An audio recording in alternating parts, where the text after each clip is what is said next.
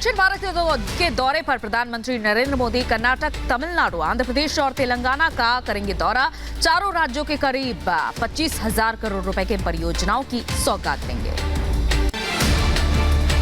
तमिलनाडु के दौरे पर भी जाएंगे पीएम मोदी। तमिलनाडु में गांधी ग्रामीण संस्थान के 36वें दीक्षांत समारोह में भाग लेंगे। आज कर्नाटक दौरे पर पीएम मोदी बेंगलुरु में कैंपेगौड़ा अंतर्राष्ट्रीय हवाई अड्डे के टर्मिनल 2 का उद्घाटन करेंगे। G20 सम्मेलन के लिए इंडोनेशिया जाएंगे प्रधानमंत्री मोदी। 14 से 16 नवंबर तक पीएम मोदी का दौरा। बाली समिट के बाद भारत को सौंपी जाएगी G20 की अध्यक्षता। एमसीडी चुनाव को लेकर आज कांग्रेस जारी करेगी उम्मीदवारों की सूची। करीब 125 उम्मीदवारों की लिस्ट होगी जारी। 1984 के सिख दंगों के आरोपी जगदीश टाटलर को कांग्रेस ने दी जिम्मेदारी। एमसीडी चुनाव की कमेटी में बनाया सदस्य। दिल्ली की राजनीति में जगदीश टाटलर की एंट्री को लेकर बीजेपी ने कांग्रेस पर साधा निशाना। कहा, कांग्रेस ने सिख दंगों के जख्मों पर नमक छिड़कने का काम किया है। दिल्ली में एमसीडी चुनाव को लेकर बीजेपी की बड़ी बैठक। बीजेपी कोर कमेटी की मीटिंग में चुनावी रणनीति पर चर्चा हुई। पार्टी के कई बड़े नेता मौजूद रहे। दिल्ली नगर निगम चुनाव से पहले आज केजरीवाल करेंगे 10 चुनावी गारंटी का ऐलान। आम आदमी पार्टी अपने चुनावी मैनिफेस्टो को गारंटी के नाम से कर सकती है जारी। एमसीडी चुनाव को लेकर आम आदमी पार्टी ने सुप्रीम कोर्ट में दायर की याचिका। आज कोर्ट करेगा आपकी याचिका पर सुनवाई। यूपी में उपचुनाव के बीच बड़ी सियासी हलचल। मुलायम सिंह यादव की छोटी बहू अपर्णा यादव ने यूपी बीजेपी अध्यक्ष भूपेंद्र चौधरी से मुलाकात की। मैनपुरी उपचुनाव लड़ेंगे अखिलेश यादव की पत्नी डिंपल यादव। मुलायम सिंह यादव के निधन से खाली हुई है ये सीट। मैनपुरी में 5 दिसंबर को मतदान होगा। ज्ञानवापी मामले में आज सुप्रीम कोर्ट में सुनवाई। शिवलिंग की जगह सुरक्षित करने को लेकर हिंदू पक्ष ने दाखिल की है अर्जी। ज्ञानवापी पर आज वाराणसी कोर्ट में भी सुनवाई होनी है। वहां ज्ञानवापी में कथित शिवलिंग क्षेत्र को संरक्षित रखने का सुप्रीम कोर्ट का आदेश 12 नवंबर को खत्म हो रहा है। सुप्रीम कोर्ट द्वारा जारी किए गए अंतिम आदेश को आगे बढ़ाने की मांग हो रही है। मनी लॉन्ड्रिंग केस में जैकलिन फर्नांडिस की अंतरिम जमानत पर पटियाला हाउस कोर्ट में फैसला सुरक्षित। आज आएगा फाइनल फैसला। गुरुवार को पटियाला हाउस कोर्ट में सुनवाई के दौरान जैकलिन ने लगाए आरोप। एक्ट्रेस ने ईडी पर लगाए आरोप। कहा, उन पर लगे सारे आरोप निराधार। समाजवादी पार्टी के नेता आजम खान को रामपुर कोर्ट से बड़ा झटका लगा है। कोर्ट ने खारिज की अपील। आजम की विधायकी रद्द रहेगी। हेट स्पीच मामले में आजम खान को निचली अदालत से झटके के बाद चुनाव आयोग ने रामपुर में उपचुनाव का ऐलान किया। 11 नवंबर से होगा नामांकन, 5 दिसंबर को मतदान। आजम खान के बाद एक और सपा नेता की बड़ी मुश्किल। खतरे में पड़ी सपा विधायक अमिताभ वाजपेयी की सदस्यता। आज एमपी एमएलए कोर्ट सुना सकता है फैसला। 2011 में सरकारी कार में बाधा डालने सहित मारपीट का मामला है। गुजरात विधानसभा चुनाव के लिए बीजेपी की पहली लिस्ट जारी। पहली लिस्ट में 160 उम्मीदवारों की घोषणा। घाट लोडिया से सीएम भूपेंद्र पटेल चुनाव लड़ेंगे।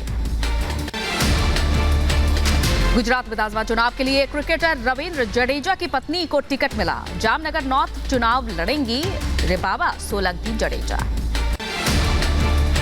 गुजरात के वीरमगाम से हार्दिक पटेल, मोरबी से कांतिलाल गांधी धाम से मालतीबेन और राजकोट पश्चिम से दर्शिता लड़ेंगी चुनाव। राघवजी पटेल को जामनगर से टिकट मिला।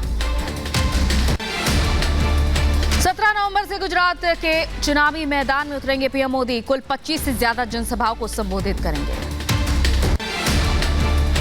गुजरात हिमाचल विधानसभा चुनाव पर बीजेपी अध्यक्ष जेपी नड्डा का रिपब्लिक भारत से बातचीत में दावा। बोले, गुजरात हिमाचल में फिर आएगी बीजेपी की सरकार। हिमाचल में थम गया चुनाव प्रचार। रिपब्लिक भारत ने की अनुराग ठाकुर से बात। अनुराग ने फिर बीजेपी सरकार बनने का दावा किया। हिमाचल में 12 नवंबर को चुनाव। गुरुवार को हिमाचल में अमित शाह ने किया धुआंधार प्रचार प्रसार। कांग्रेस पर हमला बोलते हुए बोले शाह, और कांग्रेस लोकतांत्रिक पार्टी नहीं, यहां मां बेटे के अलावा कुछ भी नजर नहीं आता। लखीमपुर में बोले अमित शाह, मोदी सरकार ने सैनिकों के लिए बहुत कुछ किया है। शाह ने कहा, हमने सरकार में आते ही सैनिकों के लिए 1 रैंक 1 पेंशन योजना लागू की। यूपी के सीएम योगी आदित्यनाथ ने भी हिमाचल के मंडी में रैली की। कांग्रेस पर हमला बोलते हुए कहा, कांग्रेस ने ना तो धारा 370 हटाई है और ना ही राम मंदिर का निर्माण करवा पाती है। हिमाचल के सिरमौर में प्रियंका गांधी ने जौ की ताकत कहा, सरकार बनी तो पहली मंत्रिमंडल बैठक में रोजगार पर मुहर लगेगी। प्रियंका गांधी ने पुरानी पेंशन योजना लागू करने का भी वादा किया। साथ ही हर विधानसभा में 4 इंग्लिश मीडियम स्कूल बनाने की भी बात कही। राजस्थान के सीएम अशोक गहलोत का दावा, कहा हिमाचल में कांग्रेस एक तरफा जीत रही है, गुजरात में भी माहौल अच्छा है। शराब घोटाले में डिप्टी सीएम मनीष सिसोदिया पर आरोप, सीबीआई के एफआईआर में आरोपी नंबर 1 होने के बावजूद एक्साइज कमिश्नर से मांगे कागजात।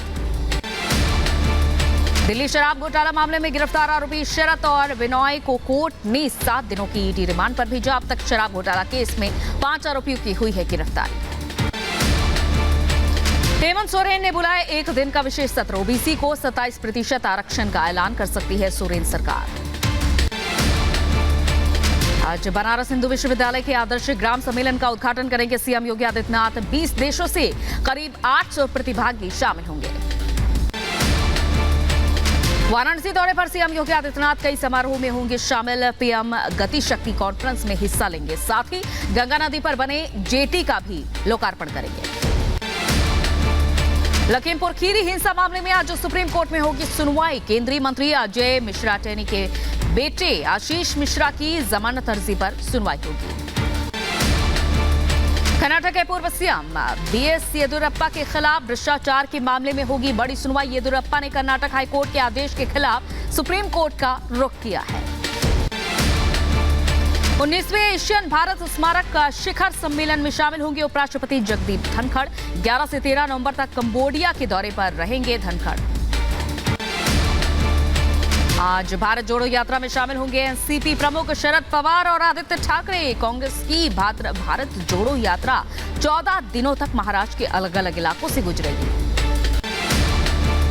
बसपा नेता इमरान मसूद ने 2024 लोकसभा चुनाव को लेकर किया बड़ा दावा। का यूपी में 2024 में 30 सीटें जीतने पर मायावती पीएम होंगी। दिल्ली के जवाहरलाल नेहरू यूनिवर्सिटी में मारपीट के बाद सुरक्षा यहां पर कड़ी की गई है। छात्रों के 2 गुटों में हुई थी मारपीट, 2 छात्र घायल। गैंगरेप केस में अंडमान और निकोबार के पूर्व मुख्य सचिव जितेंद्र नारायण गिरफ्तार। अंतरिम जमानत याचिका खारिज होने के बाद गिरफ्तारी हुई। केरल में मुख्यमंत्री और राज्यपाल में बढ़ा टकराव। केरल के सीएम ने राज्यपाल को विश्वविद्यालय के चांसलर पद से हटाया। सरकार ने चांसलर पद से हटाने की अधिसूचना जारी की।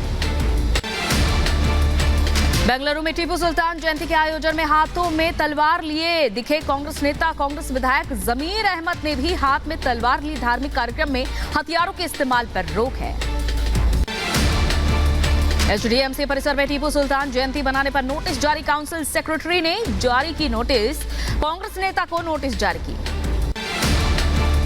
महाराष्ट्र के सतारा में जिला प्रशासन की बड़ी कार्रवाई। अफजल खान के मकबरे के पास सरकारी जमीन पर बने अवैध ढांचे को ध्वस्त किया। पंजाब के फरीदकोट में बेअदबी के आरोप में हत्या। आरोपी प्रदीप सिंह को बीच सड़क मारी गोली। सुरक्षाकर्मी सहित 3 लोग घायल। तमिलनाडु के कोयम्बटूर कार ब्लास्ट केस में आईएसआईएस कनेक्शन का बड़ा खुलासा। पुलिस ने आईएसआईएस और पीएफआई से जुड़े 18 संदिग्धों को हिरासत में लिया। कोयम्बटूर कार ब्लास्ट केस में तमिलनाडु और केरल में 43 जगहों पर एनआईए के छापे। चेन्नई से मोहम्मद निजामुद्दीन नाम का शख्स गिरफ्तार। 23 अक्टूबर को मंदिर के पास हुआ था विस्फोट। जम्मू कश्मीर में सब इंस्पेक्टर भर्ती घोटाला केस में सीबीआई की बड़ी कार्रवाई। सीबीआई ने 5 लोगों को किया गिरफ्तार। परीक्षा के पेपर लीक पर 5 से 25 लाख रुपए में बेचने का आरोप। मालदीव के होटल में आग लगने से 9 भारतीयों की मौत, कई लोग झुलसे। भारतीय उच्चायोग ने हादसे पर दुख जताया। इंदौर में 20 सड़क बस में अचानक से आग लगने से हड़कंप मचा। खबर मिलने पर दमकल ने आग पर काबू पाया। यूपी के बदायूं में जमीन विवाद को लेकर जमकर हुआ हंगामा। 2 गुटों में जमकर चले लाठी डंडे। सोशल मीडिया में वीडियो वायरल। नोएडा के सेक्टर 63 में बदमाशों और पुलिस के बीच मुठभेड़ हुई। फायरिंग के दौरान एक बदमाश को गोली लगी। पुलिस ने बाइक, तमंचा और गोली जब्त की। लखनऊ से लापता हुई 2 लड़कियां बरेली में मिली। पुलिस ने दोनों को फिनिक्स मॉल से पकड़ा। लखनऊ से कानपुर जाने की बात कहकर निकली थी दोनों लड़कियां। संभल के खेत में दिखा विशालकाय अजगर सांप दिखने के बाद इलाके में हड़कंप मचा।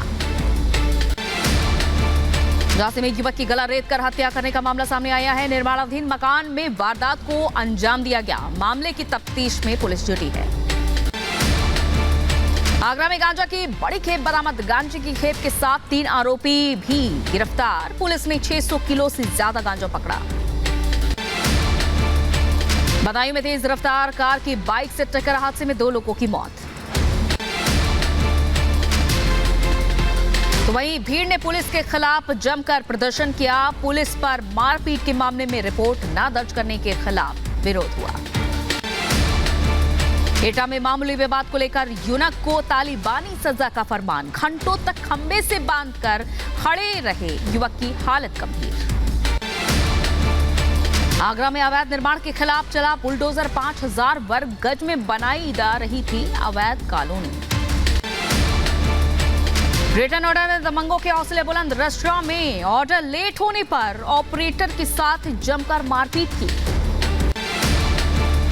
मिर्जापुर में जमीनी विवाद को लेकर 2 गुटों के बीच मारपीट में चली गोली, 1 की मौत। बलिया के नगर पंचायत में वेतन नहीं मिलने से नाराज हुए कर्मचारी। 2 महीने से नहीं मिला वेतन। कर्मचारियों ने पंचायत गेट पर धरना दिया।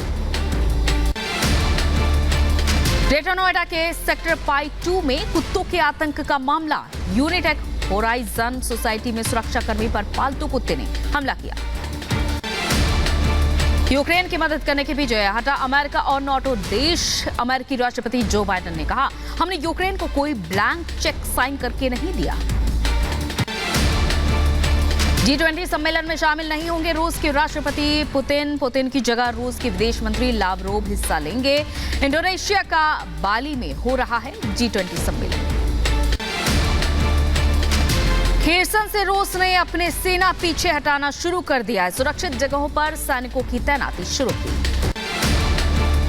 रूस बेलारूस के बीच संयुक्त युद्धाभ्यास जारी। बेलारूस की धरती पर दोनों देशों के सैनिकों ने दिखाई ताकत। चीन को लेकर बदले अमेरिका के सुर। बाइडेन ने कहा, हम चीन के साथ संघर्ष नहीं बल्कि प्रतियोगिता चाहते हैं। ईरान के हाइपरसोनिक मिसाइल के परीक्षण करने का दावा किया है। ईरान के दावे से सऊदी अरब और अमेरिका की नींद उड़ी हुई है। कोरियाई प्रायद्वीप में तनाव बढ़ा। किम जोंग को रोकने की अमेरिका की हर कोशिश नाकामयाब। अमेरिका, जापान और दक्षिण कोरिया जल्द कर सकते हैं बड़ी बैठक। यूक्रेन के विमान को रूस ने मार गिराया। यूक्रेन के विमान सुखोई 25 को रूस की वायुसेना ने मार गिराया। निकोलेव से रूस ने यूक्रेन पर ताबड़तोड़ बमबारी की। अमेरिका ने यूक्रेन को दिया तगड़ा झटका। यूक्रेन को उन्नत ड्रोन देने से मना किया। इजराइल ने भी यूक्रेन को एयर डिफेंस सिस्टम देने से 2 टूक मना किया।